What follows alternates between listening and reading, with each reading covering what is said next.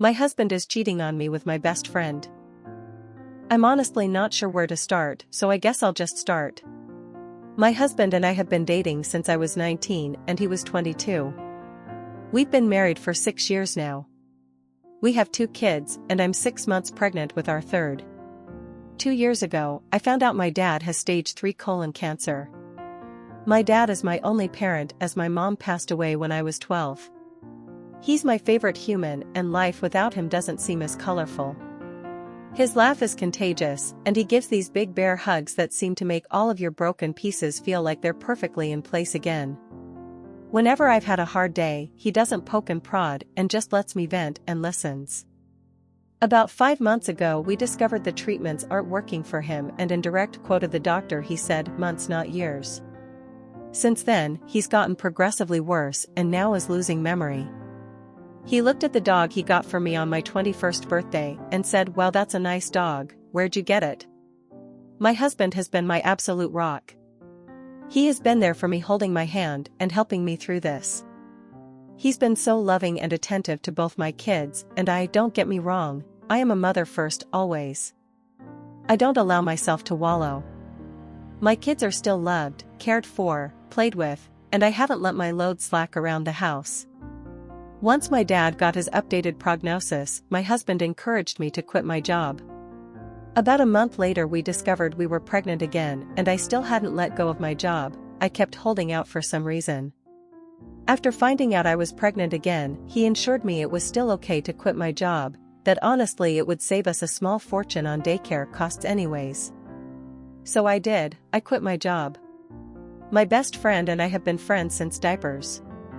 Her family is like my family, and vice versa. My mom and her mom grew up together. We've always been solid, and right after my dad's appointment, when we found out he had so little time left, I drove straight to her house and she held me while I cried for hours. If there are soulmates in friend form, she was mine. Thick as thieves is what my mom used to say. This morning as I was up with my 3-year-old, he's sick, my husband's work alarm was going off. He has a few he sets, so I turned that one off and gently woke him up. He said he was up late working, so he took the morning off. Rolled over and went back to sleep. As I went to turn off the remainder of his alarms, I saw a text from my friend on his lock screen that said, "I'm assuming since there hasn't been an angry pregnant lady on my doorstep, you haven't told her about us yet?" Time froze in that moment. I took his phone and walked away and just read their conversations. 4 months, this man has been fucking my best friend. 4 months these people have been lying to my face. And I know what you're going to say, you should have seen the warning signs. But I've been clutching this phone in my hand for 2 hours, and nothing. He has been so loving and attentive to me, but he always has been. So kind and gentle. There has been no late night work nights, except for once in a blue moon. There has been no lingering touches between them or even glances. They act as they have since the day I first introduced them. How sick is it that she calls him her brother, but she screws him? I know so many people get a moment of clarity in situations like this, but I have none. Aside from being sad about my dad, I haven't changed. I'm still a loving wife and mother. I still doted on him and my children. I talk to him about how he is doing and how was his day every freaking day. I haven't allowed the ground to swallow me whole. I know what I have to do now, but I just don't want to. I'm about to lose my family and my support system in one blow. I'll confront him tomorrow. Today? Today, I just need this last 24 hours of peace. As for her, I won't give her the satisfaction of a response. I don't care why she did it. She did it, and it's done. I was always the friend who cleaned up her messes. After today, I will cut her out of my life like she never mattered at all. This has to be the hardest storm I'll ever weather, but damn it, I know it'll sail through it. If not for me, for my children. A small update about everything going on since my kids are now in bed for the night. I spent the morning gathering everything I could and making a checklist. I sat in my office for the better part of the morning, telling my husband that I was preparing things for my dad. Not a total lie, I did have to get him sorted with hospice today. My boss would be happy to have me back, however, my lawyer said pump the brakes on that idea for the time being. However, my old boss did tell me that whenever I'm ready, the door is open and to just give her a call. He does not have access to my inheritance from my father nor my mother. My lawyer assured me in that. I didn't mention her in the post, but my MIL is an absolute angel. I love and adore her so much, and she's always been a shoulder to lean on. After he had gone to work for the afternoon, I asked my now ex-best friend's mom and my MIL to meet me at my dad's house. My kids were outside playing with now ex-BFF's older brother. I just handed them the screenshots, saving them from the unsavory pictures and sex tape, though I did tell them it existed. To say they were furious was an understatement, and they are on my side completely. Angie, my now ex-BFF's mom, is ready to cut contact with her daughter completely. She kept repeating how sorry she was. We hugged and cried together. My MIL told me she couldn't believe she raised a spineless terrible human. That no matter what happens, I will always have her, and as far as she's concerned, she doesn't have a son, only a daughter. After an in-person meeting with my lawyer, we went over finances, logistics, and everything you could think of.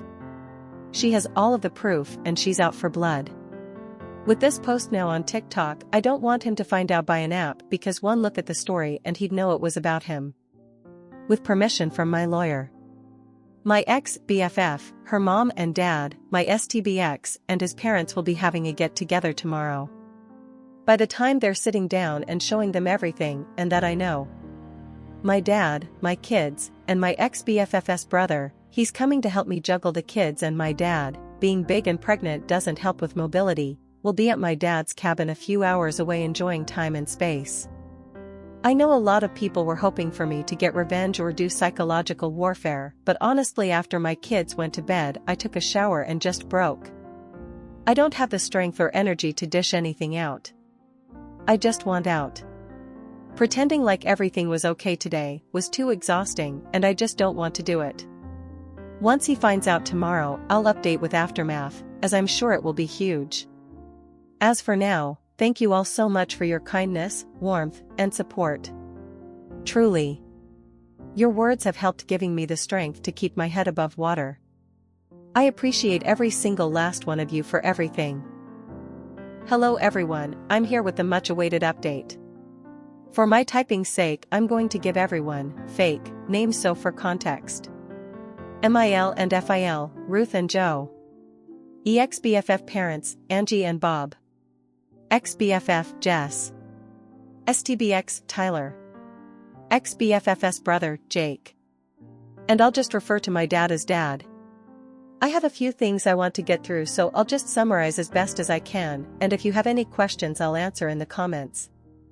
To get this out of the way, because to me it feels important.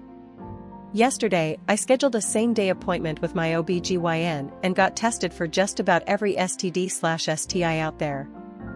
I got the results for most back, and they were all negative. There's a few that take up to 2 weeks to get the results back for, so I'll be waiting on those.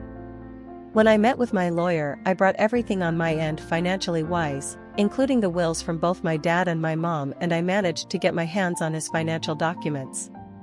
He stores his in his office in a locked box. I also brought over everything we had set up financially for my children. While I'm not totally sure if it's everything, I am pretty confident I got most of it. My lawyer was happy I managed to get my hands on that much. Ruth even handed over her will to me from both her and Bob to ensure I was taken care of in the divorce. My lawyer understands I am wanting a divorce immediately, however, she wants to make sure she is thorough and isn't missing any key info. So hopefully I'll have actual divorce papers to give him in about 30 days.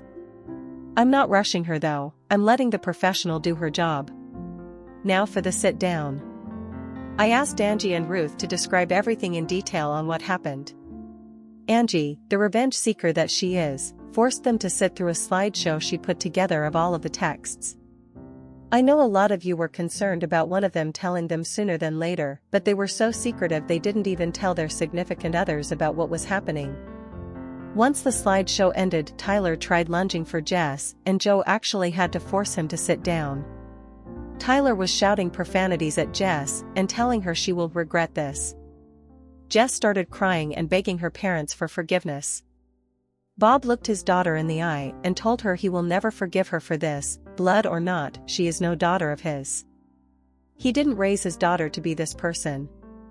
Jess was always a daddy's girl, so I think that cut her pretty deep. Jess is in the middle of a divorce herself and her parents were giving her money for her lawyer and they told her she is cut off from them both financially and physically. Tyler's dad was irate. According to Ruth, he looked like he was holding back on throttling him. From there Tyler went straight home. I know because we have a Ring doorbell camera along with a few cameras in the house for our kids to keep an eye on them when we aren't right next to them. Tyler came home and saw that most of mine and the kids' stuff was gone and he lost it. Started yelling and throwing things. The house is now trashed with a few holes in the walls for decoration. When he didn't find us there, he went to my dad's. While I did spend most of the day he was at work packing and moving things into my dad's house, we were already at his cabin. Tyler took a baseball bat to my dad's door, trying, and failing, to break it down. My dad's neighbor actually called the cops on him and he was arrested. His parents refused to bail him out. I had an appointment with my therapist today. I've had one for a year now since I was struggling with my dad, and it felt good to just cry it out and let everything out about how I was feeling. It was very helpful and she gave me a few tools to work through my emotions with this one. I felt very grounded and empowered leaving my session today. I'm also planning on setting up my children with a therapist when we get back from the cabin to figure out the best way to deal with telling them. I know people said I shouldn't, but I will be telling them, just in an age-appropriate way. I don't want there to be secrets and lies between us. I've always been as open and honest as I can with them, again in the most kid-appropriate way. Just because they're small humans, they're still humans, and still deserve the truth. I had a handful of comments telling me I should stay, and every man cheats. I should work things out, because most of our marriage was good. I refuse to believe all men cheat. My parents were married for 20 years, and after my mom passed, my dad never moved on. I watched my dad love my mom for 12 of those years, and cherish her. I will not accept anything less than that kind of love. He never cheated, nor did she. While I'm not sure when I'll be ready to move on, falling in love is the absolute last thing on my mind at the moment. I refuse to let Tyler win and destroy love for me completely. I will move on from this. Jess started blowing up my phone, demanding I fix this situation and immediately blaming me. My lawyer told me to not block texts, just in case they spill out an additional info I was missing. She was playing the poor me card very hard. The thing is though, I never influenced Angie and Bob to cut contact with their daughter, they made that choice on their own. She actually started blaming me for stealing the love of her life. I introduced them when Tyler and I started dating, so not sure where that came from, and that Tyler is only with me for the kids. Honestly, I knew she was just trying to hurt me at that point. I didn't give her the satisfaction of responding though. Between her and Tyler, I have about 200 missed calls.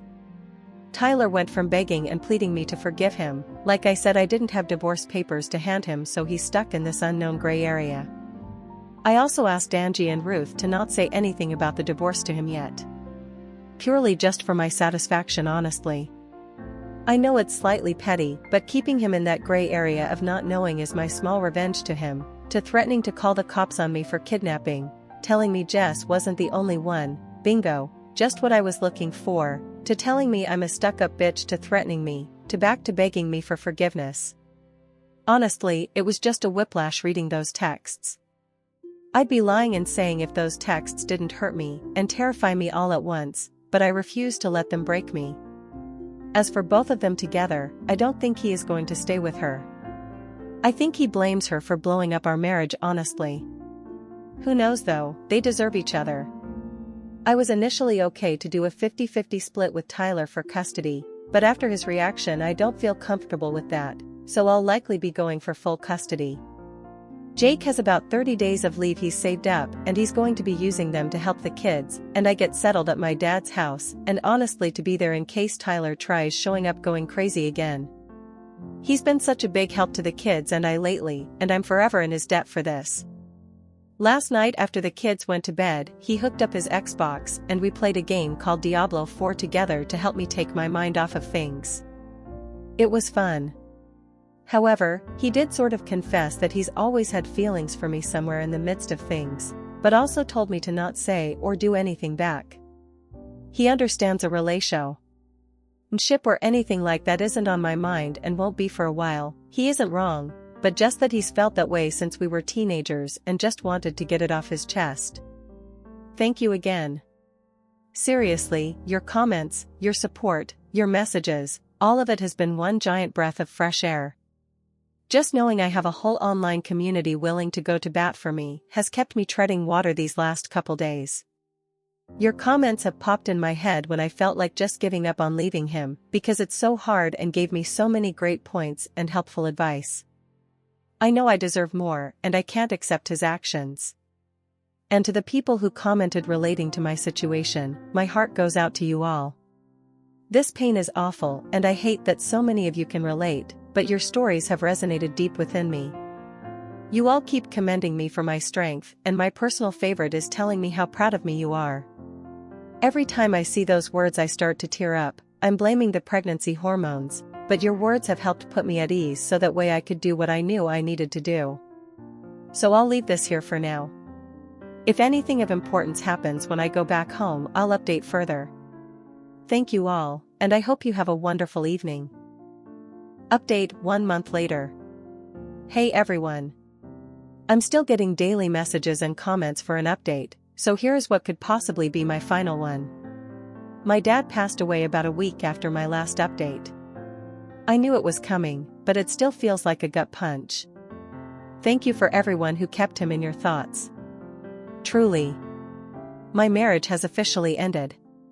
Once Tyler, I believe that's the fake name I assigned to him, please don't call me out if it's not, it's been a while, discovered just how serious I was about leaving him, he became compliant and was willing to give me everything I asked for in the divorce. So my lawyer opted for a dissolution versus divorce. The process is a lot quicker and went smoothly. As of right now, I have full custody while he works out his anger management and whatnot with therapy. I'm not sure if I'll ever trust him again with the kids, but I'm also in therapy as well are my kids. I'm not making any decisions at all right now when it comes to that. He gets supervised visits at a facility where there is an army of staff and security, and someone is there at all times. That's once a week, and he does get video calls twice a week.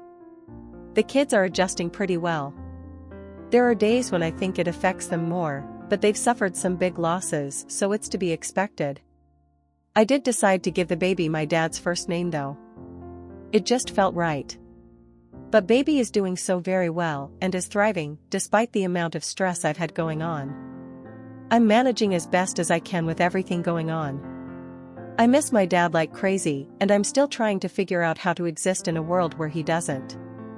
The grief still is so very heavy. I'm still mourning my marriage as well. I don't regret leaving him, but it still hurts me deeply. However, I'm picking up the pieces and making my life whole without him. My MIL, well, ex-mil now I guess? It still feels weird, and Angie helped me out so much. They've really allowed me to lean on them in these moments. Whether it be taking the kids for a little while or cooking dinner for us when I don't have the energy. I truly am so lucky to have them. And finally, to what you all have been waiting to hear about, Jake. Jake is now back in California. He tried extending his leave, but the military said no. It was truly wonderful having him there and helping me. In the first few days after my dad's passing, he picked up so much slack for me that I will truly never be able to repay him for it. He is so patient and kind. That being said, nothing has happened between us. Though he did hold me while I broke down after the kids went to bed quite a few times. But that's the extent of it. No kissing or anything like that. He does call me and text me multiple times a day. Right now, I just don't have any room in my life for romance. I have so much grief, and the weight of being a single mom has been heavy. He hasn't pushed me on it either. He let me know that he meant every word he said and that he's willing to just be my friend until I decide I want more, if I ever decide I want more with him. I wish I could be the girl that jumps in with both feet, but the betrayal from my ex is still fresh and I'm worried I would burn anything out before it started. So I asked for friends and time to process everything else in my life, before I even consider processing a new relationship. He happily agreed. Oh, and Tyler and Jess are not a couple. Most of you were right, he left her high and dry. Though I don't wish misery on anyone, I'd be lying if I didn't say I get the smallest amount of satisfaction that her life went up in smoke. She's been blacklisted from her family. And I know a lot of you said it's weird that her parents did that, but if you guys knew just how deep my bond went with that family, it wouldn't seem weird at all. Angie is like my surrogate mom. She gave me the safe sex talk, the period talk, she listened to me cry about the boys who broke my heart, she held my hand while I delivered my kids. When she talks about me, she calls me her daughter. She knew my mom for practically her whole life. She held my mom's hand when she delivered me, and if anything had happened to both of my parents, she is who I would have gone to live with. My parents had that in their will. So with all of that being said, please just be kind to me in the comments. I put this off for a few days because of how hostile some people were, and the prospect of being called a liar doesn't sound too appealing at the moment. Again, I can't thank you for the amount of light and love I've received from you. I promise I read every comment and message, I just haven't had the capacity to respond. You have really helped brighten my days with all of your words of encouragement. I appreciate you all. I am so lucky to have an army of internet friends, you guys are the best, love.